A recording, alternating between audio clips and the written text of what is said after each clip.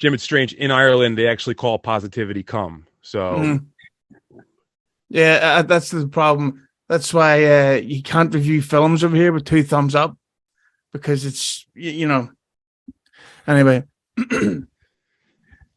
returning to the podcast for the first time in a while, looking more beautiful than ever and more badass than ever, because this guy is recording in the streets. It's the guy who had the famous public breakdown when those Taylor Swift ticket problems happened. He was arrested for stabbing a guy when Ed Sheeran's latest vinyl, when he went to number 3 in the charts instead of directly to number 2. It's the one, the only Eddie Trunk.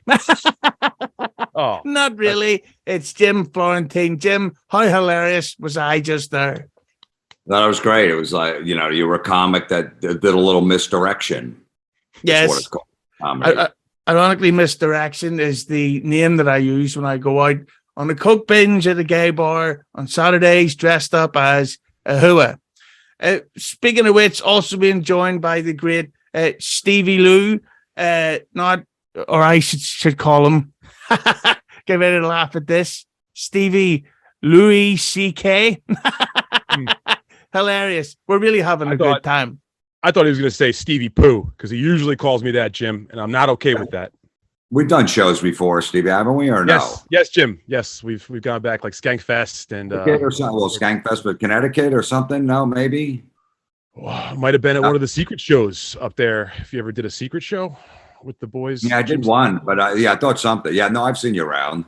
Absolutely, Jim. I'm very happy to be here today. Just so you know, in case there's any translation issues here, I've got a Northern Irish dictionary over here. I'll straighten us out. Sometimes he's a little difficult to understand, usually, I think he upplays that Irish accent. I think he could speak more normal, but he doesn't. More American. I'll try, but I always like when Jim comes on so I can get his opinions on the rock world. Pretty recently, this is what I know. What Hughezy does. It goes with the rock stuff. We talk music, and then Robin Quivers, Chad, ba. So I know it's coming. So I know he sets me up. It's like a little foreplay. He's going to suck my dick, and then he's going to try to fuck me in the ass. But I don't give a shit, whatever. But I sat in the hot seat on Stern and fucking him grilling me. So, but I know how you do it. You start with Metallica. You like the new song, Thin Lizzy, were they underrated? And then, so Robin Quivers. So what about Chad? Chad's feud with blah. Here we go. When I think of you and your sex life, all I can think about is shitters. There's 20, Jim Florentine. This guy loves anus. And if he's not shoving it, he's licking it. He's doing something to entertain the brown hole. I'm not Bob Levy. Bob Levy. I was gonna say Bob Levy. Shit. I've seen Bob eat probably 60 asses on stage, and he didn't just fake it. Like he went right in there with blue cheese. He said some of them would smell so bad, like it was a tire fire. It smelled like a tire fire. It's the 3 nights where he puked after he ate the girl's ass because it smelled like shit. Oh. So that's the guy that's in the ass. I remember there was a thing of him online where there's a porn star called Asa Akira, and Jim and Levy did that to her, and I'm like, but that's not funny. That's what we all want to do. That's kind of my daily goal. Like, what am I going to do today? Not get arrested, try to fuck a porn star, and trick Jim Florentine into saying something about Stern. Yeah, if he ate blue cheese out of Stalker Patty's ass, then that would be really impressive. It started we did this gig in like Greenville, South Carolina, and there was like 5 people there, and there was this one hot black chick there, and we wound up doing the show anyway. I think it was snowing or some shit, and we're just hanging out drinking with her afterwards. She was getting wild and crazy, and somehow the topic came up like, how much money for Bob to eat your ass? And I think it was like $37, and this chick was like a 9.5. And she goes, $37. We got up $37, and Bob ate her ass right in the Holiday Inn, like the little bar area was just closed off with me and a couple of the comics and a couple of people from the crowd. And that's how it started. Not even on stage. So you guys were like 20, and she goes, no way, 40. And then you guys look, and you're like, shit, we only got 37. And then the rest. I think that's how, but just that you would do it for 30. I think we started at 10, at 20, and then look, we only had 37. Meanwhile, I had 5 other hundreds in my pocket. and for $37, and I witnessed it, and the chick was hot. You know, I almost turned on by Bob eating her ass. Just I had to get Bob's face out of the way, but the chick was so hot, and that's how it started. Then he goes, "I'm going to start doing that on stage." So I was there at birth. It wasn't even until I was in England. I went to London last August. It was only until then I realized how beautiful black women are, and I realized, wow, those people are okay. English. Well, that's another misdirection. I'm telling you, you could start doing comedy. Oh, definitely. And no better time than right now. I got one, Jim. Liverpool. That's what they call his liver because it's always soaked in alcohol. Oh. Now, last time I talked to you, Hughezy, it was right before the lockdown, or maybe right when the lockdown was happening, I think, right? So, and you said you were going to stop drinking or something, maybe? No. Right up until December, I Chad Zumocked it, and I was pretty much right on the verge of alcoholism. But the problem is, I love drinking, but I'm also incredibly vain.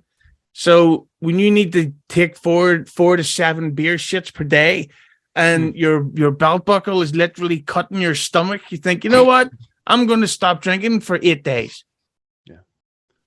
So you still do drink. Yeah, but that's the Irish culture. You guys get off work and you go right to the pub. We don't do that in America, but that's your thing. Yeah, I went to the Dropkick Murphys last Friday, and they were shit, and I got hammered. Yeah. He said he only cut out the brown liquor. That's what he said. You misheard him. He said he's only cutting out the brown liquor. The brown liquor.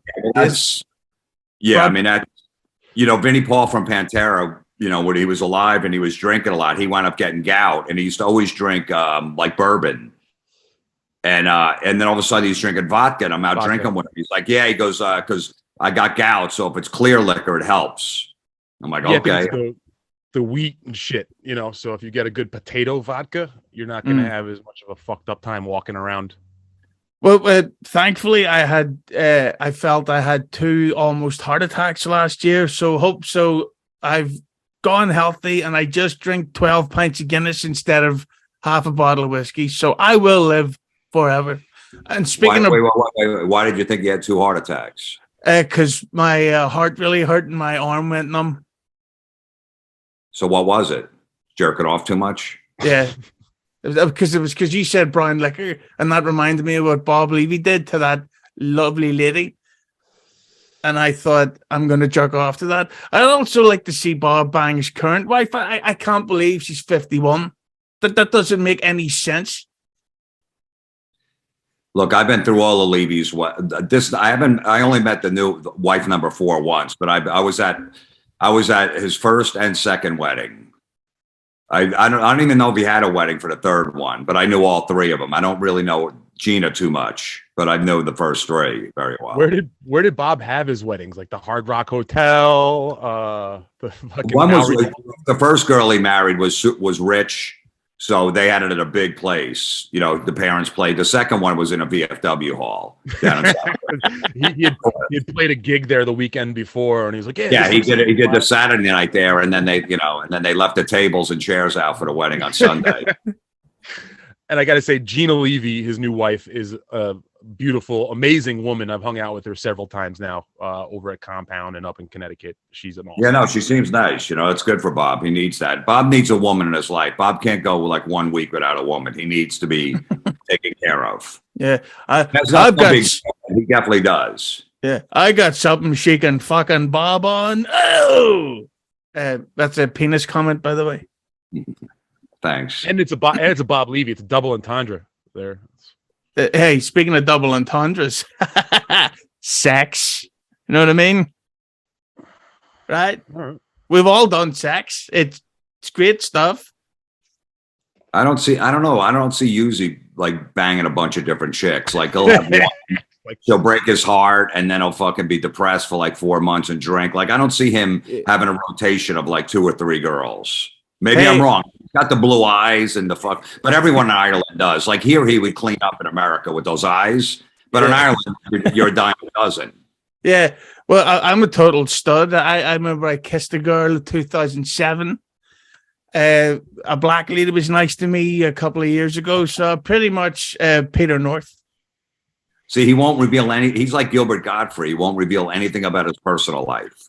And He won't say anything. Like he can't say, "Yeah, I got laid. I got a girlfriend." Nothing. He's very mysterious. And he also takes all the free soap from the hotel. Also, I do that too. So also, if he gets one of these chicks knocked up, he's gonna have to have 7 of them with her because that's how they do things in Ireland. like Irish Catholic, Kevin Brennan, right? It's like Kevin Brennan's family. You know, he can't. I come from a family of 7. Same thing, Irish Catholic.